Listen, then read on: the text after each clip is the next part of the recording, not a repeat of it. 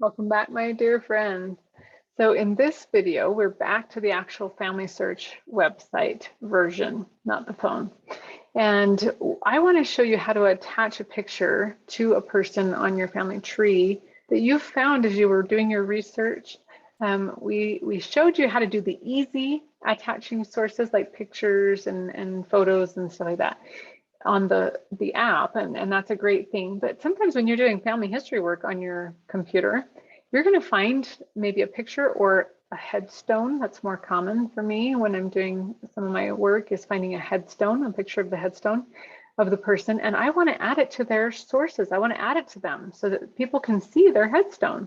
I really like to do that because it makes them seem more real when you can see pictures.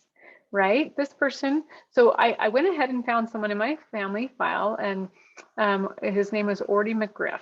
So this is still under Miles. Remember our roadmap. I'm still using my roadmap, and I just found Ordy, and I wanted to show you how to add his headstone to his file. So I already have him pulled up. So I'll just open up him. Here he is. He doesn't have any memories. See this right here? This shows 0, no memories. He has 2 sources. And I want to get his headstone on there because I found Find a Grave, a resource, Find a Grave, which is a great resource. And a lot of times people will take pictures of their headstones and put them on there. And here he is. If you look, this is a list of all these different McGriffs that are in the cemetery. And look, there he is, Ordy L. McGriff. I just think it's cool to have a picture. So I want to add that picture to him. How do I do that? So I'm going to show you how to do that. I'm going to grab, I need this in 2 windows. Some people have 2 computer screens and they can, it's so much easier when you can do that. I don't have that. So I'm going to show you how to do it without. So I've got his link to his page here, and I've got his Find a Grave resource here with the headstone that I want to add to him. So I'm going to grab that tab that has Ordy on it. I'm actually going to pull it off and make a new window. I just pulled it separate from the other one. Now I've got 2 windows. I've got the one with his headstone. I'm going to make this smaller by clicking on that double box thing, and I'm going to scoot him over here so you can see better. Oops, see that double box right there? I'm going to click on that. I'll make it small. And then I'm going to move his other one over if I can here. Move him over, but I don't want it to go big. So I'm going to move it to there. And I want to add that picture to him. I need to move him over a little bit more. So let's scooch. My screen's kind of a small. I've just got a personal small laptop here that I'm working on. Okay, so I'm going to go into Ordy's. Let's see if I can. Let me scoot him over for a little bit here, and I'm going to pull up his. See this little arrow? Because I've got the window small, it shrunk things. So I got to scroll over to it. But I want to click on his memories. Okay, so this brought up his memories page, and as you can see, there's a spot here that says upload a photo. That's what I want to do. I want to get his headstone on there. So now I'm going to click on his headstone. Oops. I'm going to click on this picture right here.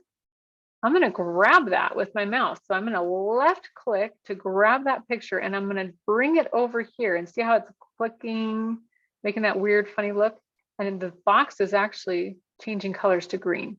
When it changes colors to green, I can drop that in there, and it will start uploading that photo. And look, that was very fast.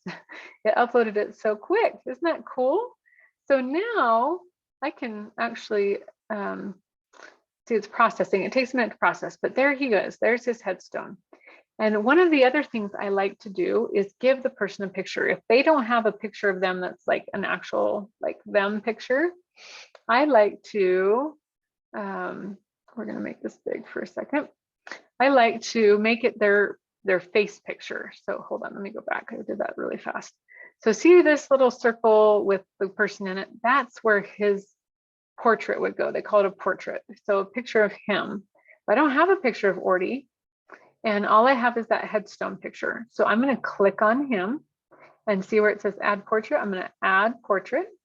And the only picture I have is this one. So I'm going to click on this, and then I'm going to pull that little circle down to shrink the picture so that I can see Ordy's name. And actually, I'm going to make it a little bit bigger because I want to really get it focused on Ordy's name, not all these other names. So I'm going to go like this, and my little hand, I'm clicking with my left finger on the left button on my mouse to try to move that a little bit, just to kind of center it. I might make it a little bit bigger and move it over a little bit more because I want to focus in on his name, Wardy. Okay, I'm not going to even get his whole name. I'll just do that part. Okay, so now I can save as his portrait, and that will give him something. And I just like that. And so when we find a picture of him, maybe someday we'll find a picture of him or his family will add a picture. They can totally change that to a picture of him. But for now, this is all we've got. And so I wanted to add him. And it takes a minute for that to load, so don't worry. You can refresh your page and see if it's loaded. And look, there he is, Wardy. And I think that's just so fun. So that is one way to add a picture to your person. If you can find a picture of them somewhere online in some way, you can add it just by clicking on it and dropping and pasting into the memories under this upload photo. Now, the other way you can do it is, let's say you've been on your smartphone and you have uploaded all these photos and you've got it in your gallery. You have a picture of them in your gallery already. You can click on select from gallery and then pull that picture up and add it on that way as well. And you can add pictures to your laptop in other ways, but the easiest is to use your phone. But this is how you get pictures off of like the research that you've been doing. So that's what I wanted to share with you, and thanks for watching.